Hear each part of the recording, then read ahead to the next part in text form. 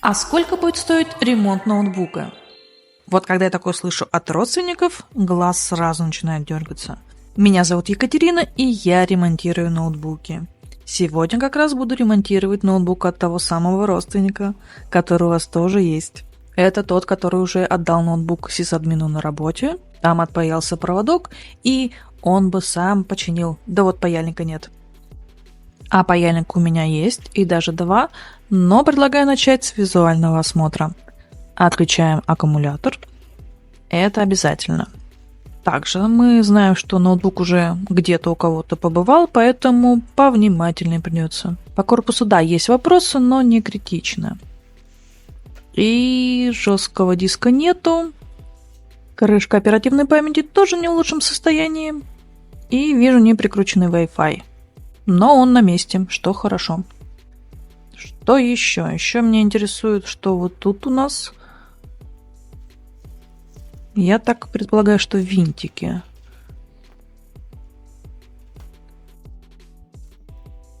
Да, так и есть. Окей. Здесь разобрались, идем дальше. Оперативка. Почему-то вставлена во второй слот, а не в первый, немного странно. И наклейка, походу, переклеенная. К оперативке мы еще вернемся. Что еще? Помимо того, что ноутбук раскручен полностью, еще у нас тут на пластике следы попадания жидкости. А я продолжаю разбор ноутбука. Сейчас нужно снять топ-кейс и посмотреть на плату. Что там натворили? Аккуратно снимаю топ-кейс, пытаюсь сохранить оставшиеся защелки. И я тут кое-что увидела, сейчас и вам покажу. Но сначала давайте разберемся с топ-кейсом. И я вижу несколько сломанных креплений, но человечек сказал, что сам восстановит корпус. Наша задача восстановить материнскую плату. Здесь все понятно? Идем дальше. Или может хотя бы пару боночек на место поставить. Ладно, давайте ближе к плате. А что у нас тут с платой? А с платой у нас тут, как обычно, все неоднозначно. Из того, что я вижу, отсутствует аудиокодек, судя по всему, следы флюса и следы залития, что делает картину не совсем понятной. Может, и не было никакого сисадмина? Ладно, не будем гадать, продолжаем. Надо будет узнать, куда идет дорожка от этого резистора. Объем работ более-менее понятен, так что предлагаю сделать несколько замеров. Собственно, с залитой областью мерить особо нечего. Для начала подкинем тестер инициализации, он же тестер для проверки USB. USB в порядке. С большой долей вероятности процессор жив. Зона залития небольшая, и вряд ли там что-то серьезное повредилось. Но, тем не менее, померить сопротивление на дежурке нужно. Сопротивление в килоомах меня более чем устраивает. И на 3-вольтовой, и на 5-вольтовой линии отлично. Я еще измерю напряжение на батареечке биоса. 3 вольта, как в аптеке. Можно сделать еще пару замеров и приступать к ремонту. Предлагаю вместе со мной заглянуть в микроскоп. И, наблюдая эту картину, как можно оценить стоимость ремонта. В свое время я бесплатно делала ремонт всем своим друзьям, знакомым, родственникам друзей, знакомым родственникам, ну и так далее. И ничего хорошего из этого не вышло. В какой-то момент я поняла, что почти половину своего времени трачу на бесплатный ремонт. Да, хочется помочь людям, но получается, что делала это в ущерб себе. Потом я пробовала делать скидку, и это было худшее решение в моей жизни, так как недовольны оказались все. Я что делаю дешево, они что... В принципе, беру с них денег, и получается, что ничего не получается хорошего из этого. На данный момент я решил этот вопрос так. Я делаю бесплатно, но не более 1 или 2 ремонтов в месяц. Может, когда-нибудь я приду к более лучшему решению, но пока так. И сразу вопрос, сталкивались ли вы с подобным, и как вы решили данный вопрос, пишите в комментариях. И пока вы пишете комментарий, я отмою плату. В данном случае логичнее всего воспользоваться флюксофом, так как на платье явные следы флюса. Закидывать ее в раствор Солинса я смысла особо не вижу. Залитие локальное, пайка тоже была локальная, проще отмыть. В ход идет флюксов, безворсовая в ход идет флюксов и безворсовая салфетка. Зубная щетка, никакой магии. Безворсовая. А еще жидкость такая жидкость, поэтому лучше заглянуть под все наклейки. Лишним не будет, а сюрпризов нам и так хватает. А сейчас мне понадобится мультиметр в режиме прозвонки, так как мне нужно узнать, куда идет эта дорожка от резистора. Ставлю один щуп на вывод, а вторым прохожусь по разъему, так как дорожка идет под него. И да, на первый вывод она идет. Отлично, по схеме посмотрим номинал резистора. На данном этапе я использую флюс ИРСА для того, чтобы пропаять посадочное место под микросхему, а также СМТ-компоненты. Припой я использую Felder, конкретно этот с флюсом, но так уж получилось, мне, конечно, больше нравится без него. Ну да ладно. В принципе, ничего сложного, пропаять контактные выводы, пропаять СМД-компоненты, заодно посмотреть, какие действительно сгнили, а какие еще походят. В любом случае, тщательно пропаиваю этот участок. Также в комментариях у меня периодически спрашивают, каким паяльником я пользуюсь. В данный момент это GBC Compact 210 ручка. Она у меня много лет. Года полтора назад я взяла AXUN T420D. Неоднозначно у меня сложилось мнение по поводу данной паяльной станции, но да ладно. Изначально я думала взять двухканальный GBC, но решила немного сэкономить, ну или много. И взяла AXUN. К сожалению, мне попалась станция с браком. Как бы ничего страшного, это брак подставки, я разобрала, починила, не критично, но осадочек остался. Моя GBC работает с 210 и 245 ручкой, а AXUN же работает со всеми тремя. В принципе, ок, но второй раз я бы ее, наверное, не взяла, лучше бы я взяла GBC. Это мое мнение, не настаиваю. А вместо этого предлагаю немного попаять под микроскопом. Немного погрызенный резистор. Конденсатор тоже один вывод сгнил. Это все кандидаты на замену. Еще один резистор. Вывод целый, но к дорожке он не припаян практически. Этот участок тоже надо пропаять и заменить СМДшечки.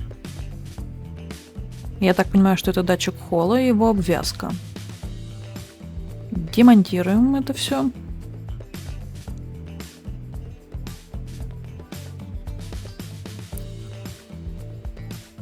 Постоянные зрители моего канала, наверное, уже заметили, что я люблю орудовать скальпелем.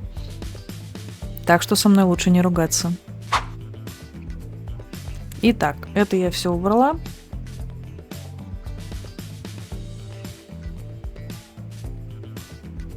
В принципе, сидит нормально, но пропаять не помешало бы.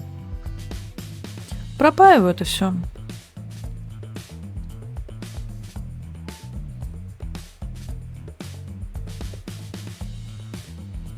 Датчик холода тоже надо пропаять. А еще лучше поднять и посмотреть, что под ним.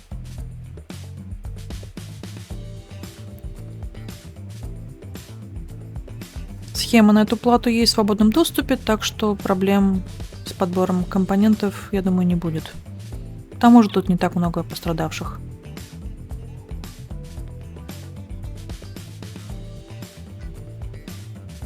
Я думаю, пропаяем и поставим его на место.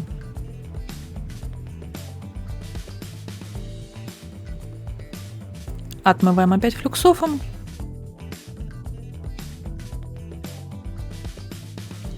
И прежде чем ставить его на место, думаю, лучше взять ватный диск и немного протереть это все.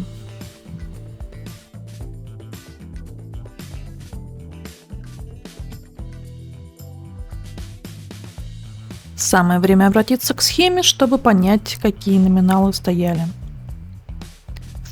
Вот он, наш датчик холла, и тут не то чтобы так много вариантов. По большому счету.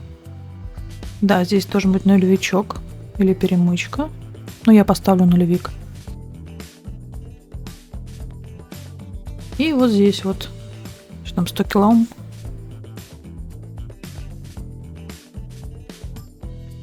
А теперь вертаем все взад. Пару резисторов, да, тройка кондерчиков.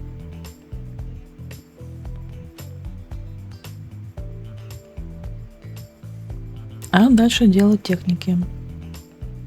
Позиционируем и запаиваем. Предлагаю немного ускорить, раза так в 2. И запаять все это дело.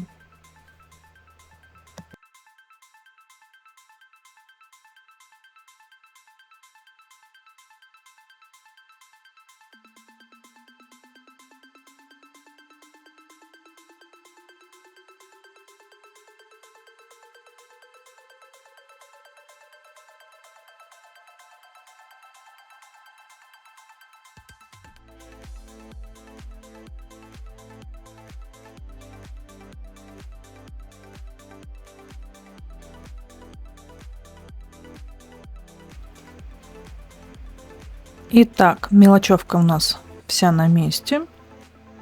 Еще раз все пропаиваем и внимательно посмотрим при увеличении.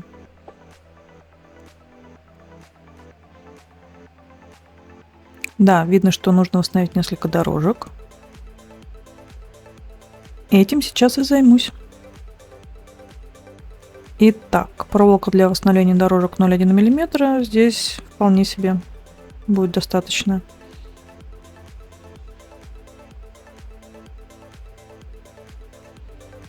Укладываем и припаиваем. Периодически сбрызгиваю флюксофом и после добавляю опять флюс. Если плохо припаивается, можно снять немного изоляции. Но в моем случае достаточно просто добавить немного флюса. И так, вроде все. Отрезаем хвостик. Чик-чик. Я мажу немного РЦ на проволоку и залуживаю. Осталось совсем немножко. Еще раз все проверяю. Вот в этом месте надо припаяться не только к резистору, но и к самой дорожке. Вот так, отлично. Там, где надо поправить, все лишнее отрезать. Ну, вроде все. Очищаем и плавно переходим к следующему участку. Ну, думаю, достаточно. Достаточно. Итак, мы вызванивали дорожку от резистора, и как раз она звонилась на первый вывод разъемчика. То есть вот этот вот резистор. Тоже на 100 килоом. 100 килоом так 100 килоом. Дело-то житейское. Устанавливаем наш резистор на место. И надо будет уже переходить к кодеку, к его обвязке.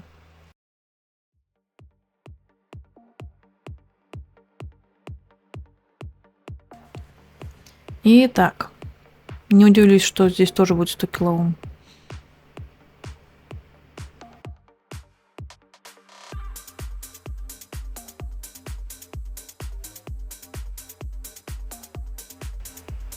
Ищем в схеме наш кодек. А, вот и он. Ну, собственно, тут все видно. И восстанавливаем обвязку.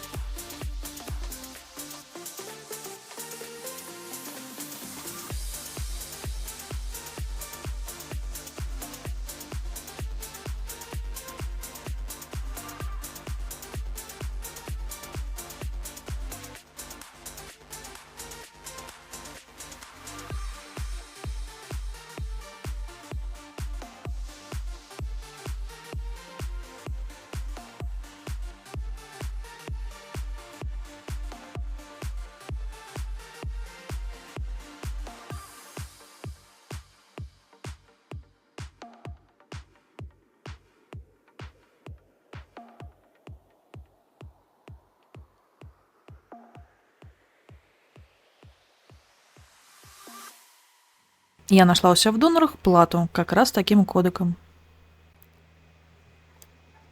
Включаю фен, температура 300 градусов. Иногда паяю на 340, но я бы не рекомендовала так делать, хотя сама делаю. Выпаиваем кодек.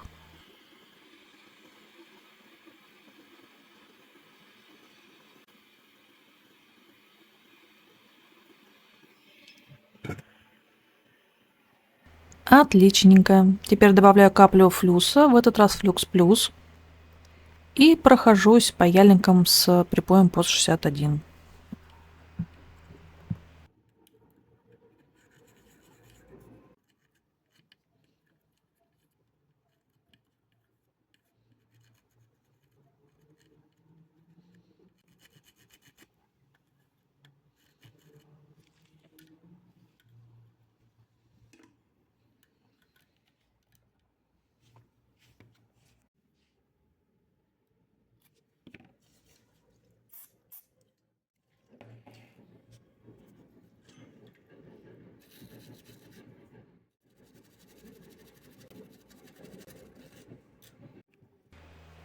Самое время устанавливать кодек.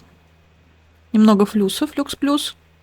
Еще я добавляю на SMD компоненты, чтобы при пайке феном они, получше, что ли, пропаялись. Запаиваю. Вообще БГ мне больше нравится интерфлюксом паять. IF 8300 я обычно использую. Но это тоже сойдет. И так, почти готово. Паяльничком по выводам обязательно с припоем прохожусь. И желательно в микроскоп еще посмотреть качество пайки, так скажем. Кнопки тачпада я потом отдельно промою мистером Мускулом. Отличный способ, если они не работают. После залить, естественно.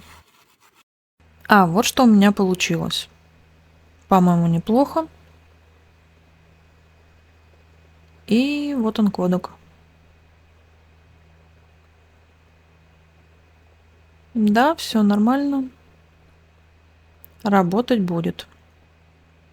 Еще раз внимательно все осматриваю, в том числе и качество пайки.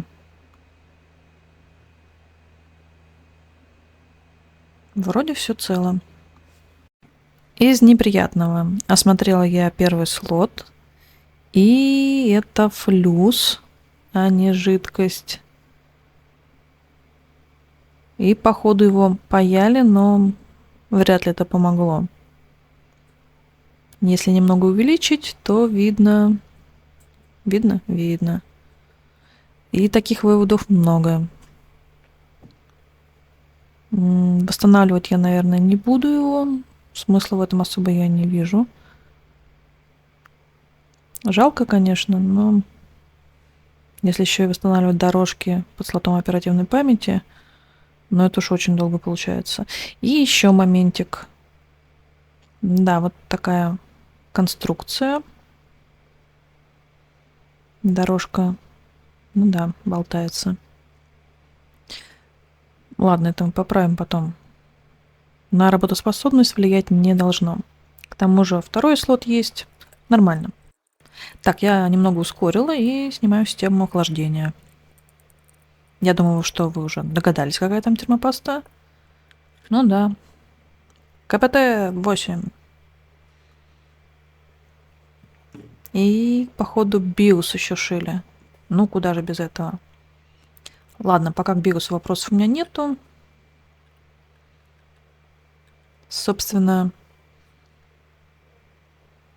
кристаллы вроде как в порядке, но сейчас посмотрим получше.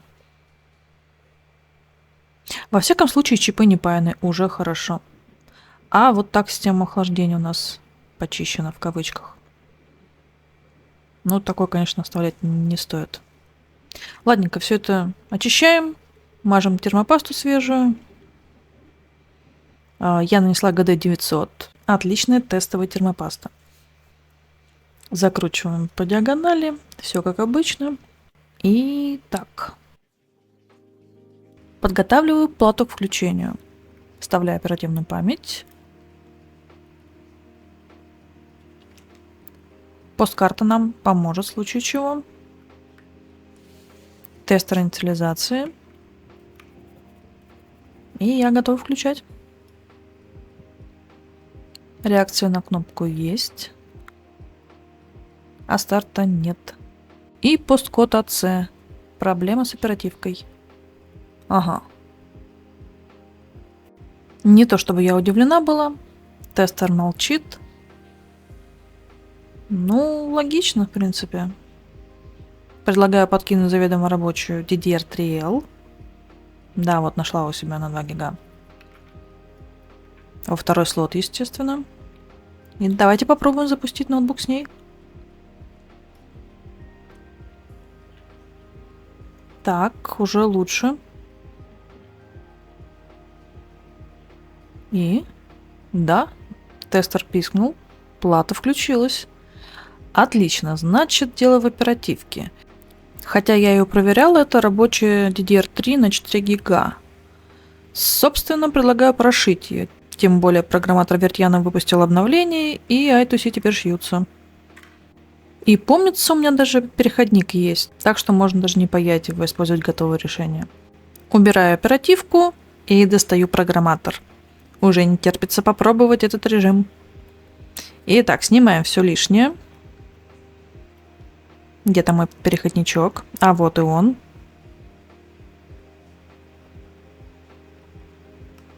Вставляем нашу оперативку. Чудненько-чудненько. Для начала давайте считаем содержимое.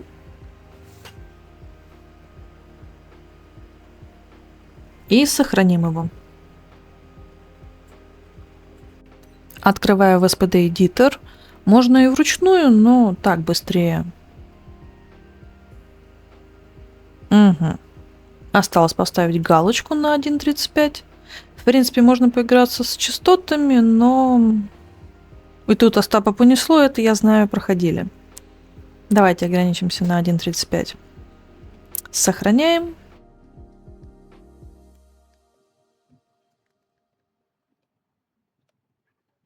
И я возвращаюсь к программатору.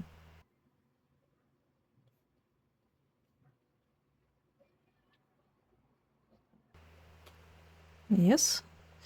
И не yes. У нас тут защита от записи. Не страшно. Убираю оперативку и достаю плату сбитой матрицы.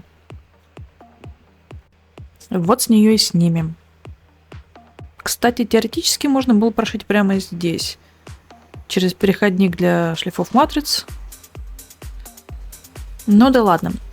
Выпаиваем. И будем устанавливать на оперативной памяти ее. За место вот этой, да. 300 градусов. Погнали.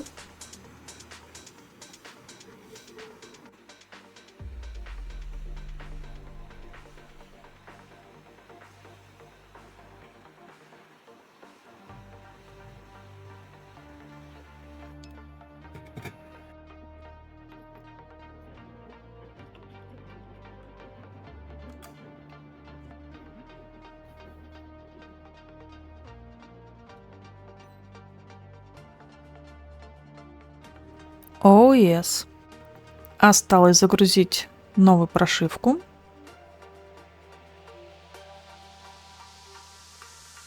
И прошить.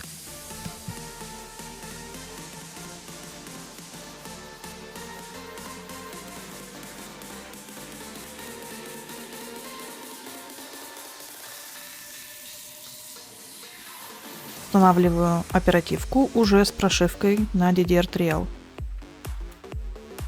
Наклеечку на место, конечно.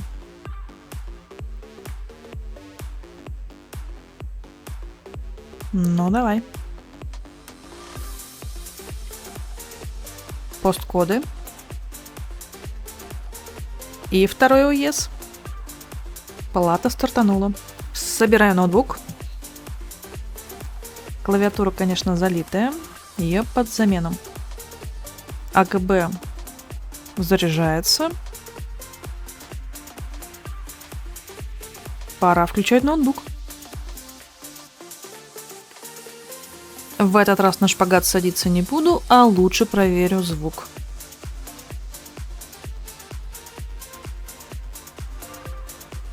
Звук работает. Ну что ж, оперативка работает, ноутбук работает. Буду рада почитать ваши комментарии и хорошо посидели.